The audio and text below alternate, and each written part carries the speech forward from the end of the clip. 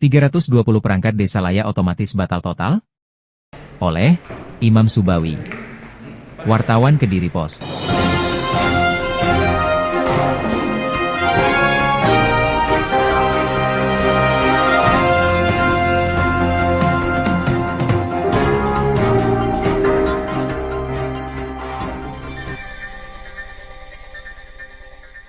Menganalisa proses persidangan kasus dugaan suap massal pengisian perangkat desa massal di Kabupaten Kediri 2023, yang kini sedang proses persidangan di Pengadilan Tindak Pidana Korupsi, Tipikor, Surabaya, sungguh menjadi fenomena yang menarik, asyik, dan seakan membuka mata publik bahwa pengisian perangkat desa yang diikuti ribuan peserta itu seakan-akan menjadi kejahatan massal di Kabupaten Kediri.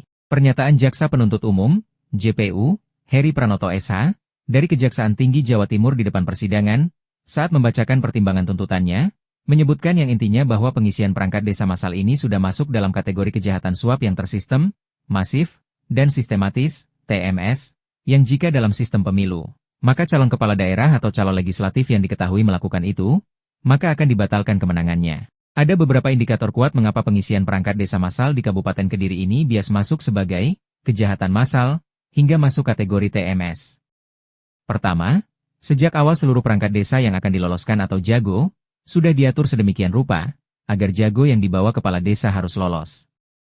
Yaitu masing-masing ditetapkan membayar Rp42 juta ke paguyuban perangkat desa, PKD, sekaligus mengumpulkan fotokopi KTP sebagai jago.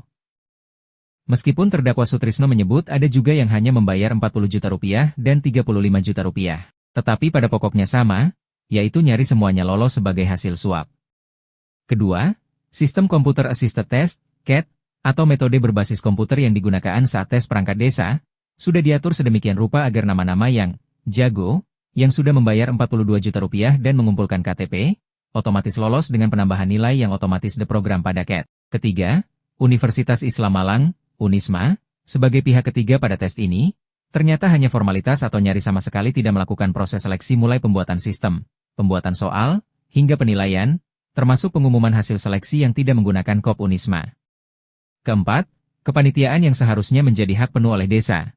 Pada prakteknya semua proses dilakukan dalam kendali paguyuban kepala desa, PKD, yang tidak memiliki hak sebagaimana dalam UU, peraturan pemerintah, Perda, maupun Perbuk. Keberadaan PKD itu sendiri ternyata tergolong sebagai organisasi ilegal atau tidak memiliki dasar hukum.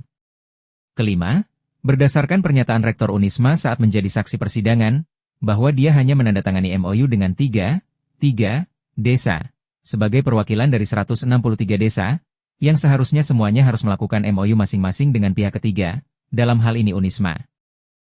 Melihat fakta-fakta persidangan yang sedemikian gamblang, bahwa proses pengisian perangkat desa massal di Kabupaten Kediri ini sudah direkayasa sedemikian rupa, menurut pendapat saya, sangat layak jika seluruh perangkat desa baru itu, yaitu 320 perangkat desa, otomatis batal total. Selain itu, setelah dalam persidangan ada fakta-fakta persidangan adanya suap massal, Bupati Kediri Dito benar-benar akan mau mengantarkan masing-masing kepala desa ke aparat penegak hukum, APH, sebagaimana janji yang pernah dia ucapkan? Bagaimana pendapat Anda?